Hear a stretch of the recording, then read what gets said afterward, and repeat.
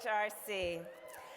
I have to just first acknowledge our friend and great leader, Chad Griffin. He's backstage. Isn't it wonderful to have him home? He's been gone too long, but his heart is still in California, I know that. So thank you, Chad, for everything you do. Welcome, everyone. You know, I was thinking about tonight in the context of so much that we have all shared in terms of what has happened just in the last 10 years.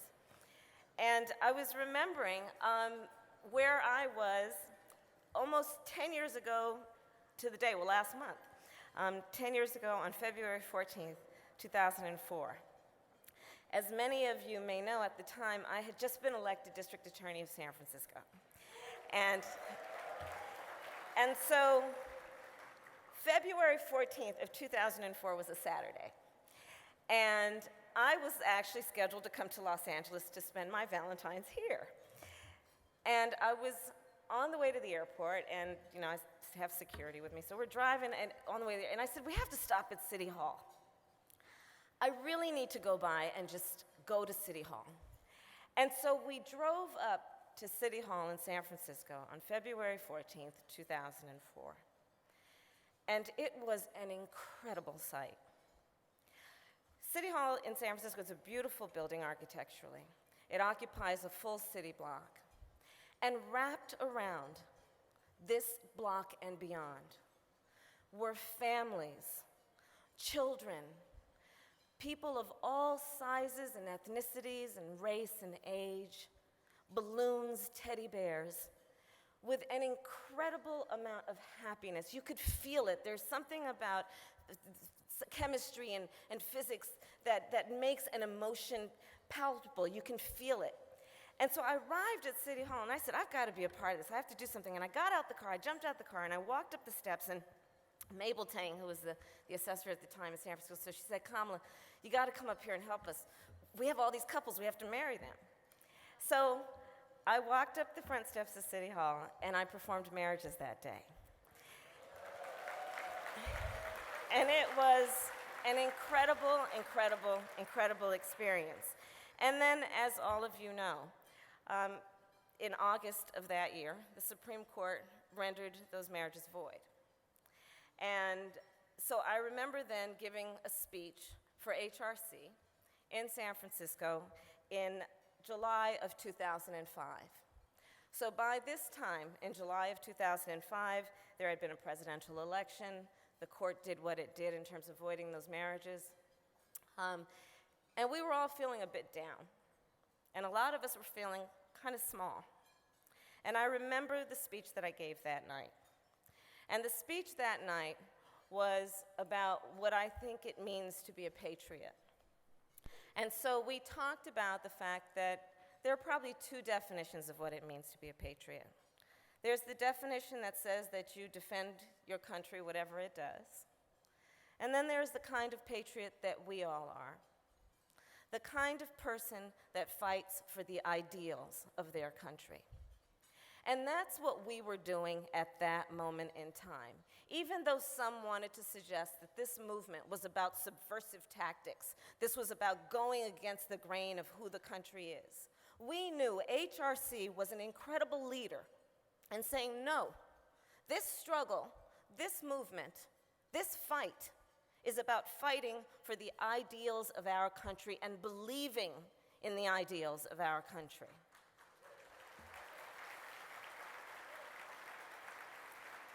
But I'll remind you at that time, the national support for same-sex marriage was only at 30%.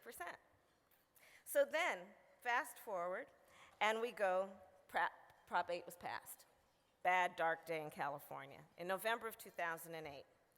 And that's when we did what we do in terms of standing on the shoulders of all the great people before us who have fought for civil rights and equal rights in this country. We took our case to court.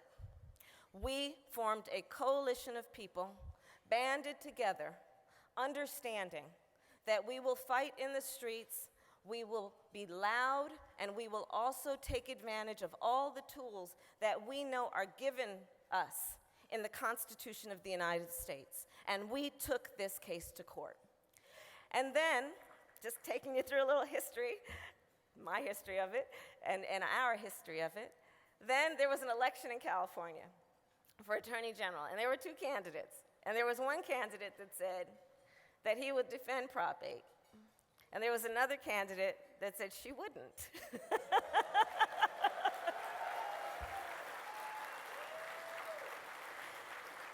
And so, with the support of HRC, she was elected. And together we took this case to court. And finally, we came to the day and we arrived at June 26, 2013, when the United States Supreme Court said that those Prop 8 proponents had no standing, and it was basically coming back to California to make the decision about what we were going to do next. And you'll recall, we were pretty loud. In fact, my staff said, well, you know, you really shouldn't be very vocal in telling the Ninth Circuit what to do in terms of lifting the stay, because that may not be appropriate and all of that. And I said, okay. So this was in my office, and they were briefing me, and I said, okay.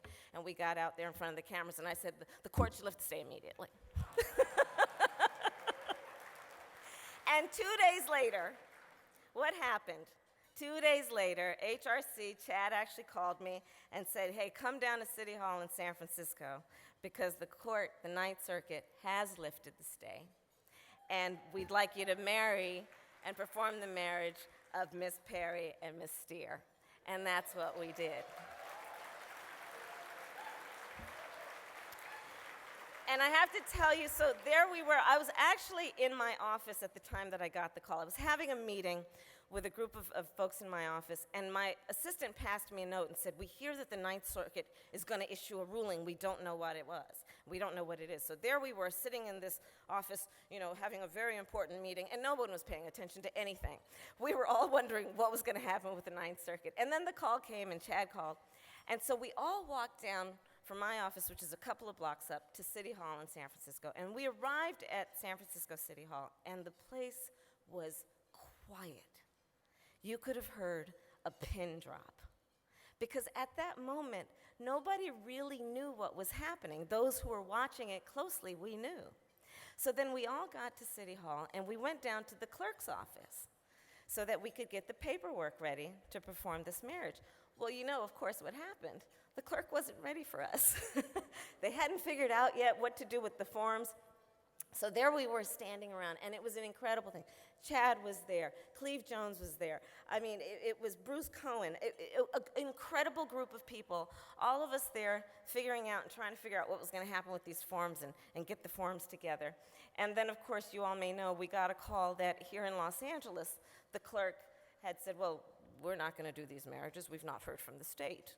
And so at that point, someone passed me the phone. I said, well, I'll talk to them. And so, and so we did that. But I will tell you, it was an incredible day. And as you all know, and we all participated, it was an incredible, incredible day. As those minutes and those hours were passing at City Hall that day, the place filled up. Like, all of a sudden, people came from everywhere and nowhere. The place was packed. All of a sudden, the gay men's chorus appeared, and they just started singing. You know, it was just such an incredible, incredible celebration. And it was a celebration of who we all are. Who we are in terms of this movement, who we are in terms of those of you in this room who have been tireless in your leadership of this movement, and who we are as Americans. It was an incredible moment in history. And I think we have a lot to feel good about in terms of staying consistent with this struggle. But I would also suggest that as it was with the movement thus far, when we said each day is not equal, we have a sense of urgency about this. Because each day is not equal when an individual is being deprived of their rights. Each day is not equal when justice does not occur for a specific or any one group of people in our society. We must always have, everyone, a sense of urgency, because as Dr. King told us, and we know, an injustice anywhere is an injustice everywhere. And that's the way we approached our task. And so we know our work is not done. And so we know we have a lot to be excited about now. Not 30%, but 59% of this country approves of what is going on. Now we have attorneys general in Virginia, Pennsylvania, Illinois, Nevada, Oregon, and Kentucky standing up for the Constitution of the United States. Now we have the Attorney General of the United States saying that attorneys general should follow their conscience and do what is right. Now we have Texas as the latest state to have a federal judge strike down same-sex marriage. But our work is not done. Now we have, just yesterday, a historic ruling in Michigan. But today, there was a stay that was issued. Our work is not done. We still have 33 states in these United States of America that refuse and restrict the right of men and women to marry the person they love and the person they choose to love. So our work is not done. And I know that we together are committed in using this night of celebration to rededicate and commit ourselves to seeing this through and seeing that an injustice anywhere is an injustice everywhere. And so I would say, let us stand together on the side of fighting for justice and fighting for equality, doing it on this issue, doing it in the issue that we are increasingly seeing where women are being offered a false choice, which suggests that you're either for religious freedom or the freedom to exercise reproductive health rights. Let's stand on the side as a coalition of women in that fight. Let's stand on the side of the disenfranchised when the Voting Rights Act was gutted and say we will stand as a coalition. Where there is an injustice anywhere, there is an injustice everywhere. Let us stand on the side of justice in saying we will fight for comprehensive immigration reform. Again, understanding that it is us who will be leaders also in standing up for those who are fighting for the American dream. So HRC, I want to close my comments by saying thank you. The people who are in this room, you're here because you have been leaders and you continue to be leaders. And in that way, you inspire a whole lot of people. And let me remind you that sometimes I know we all, each of us, as leaders, have been in a room where we feel we're the only one that thinks the way we do or feels the way we do. And so let's take a moment to look around this room and remember that we are all in this together. And remember that there are so many people out there that will never know the name of HRC. They will never know your name or my name. But because of the work we have done and will continue to do together, their lives will forever be better. Thank you.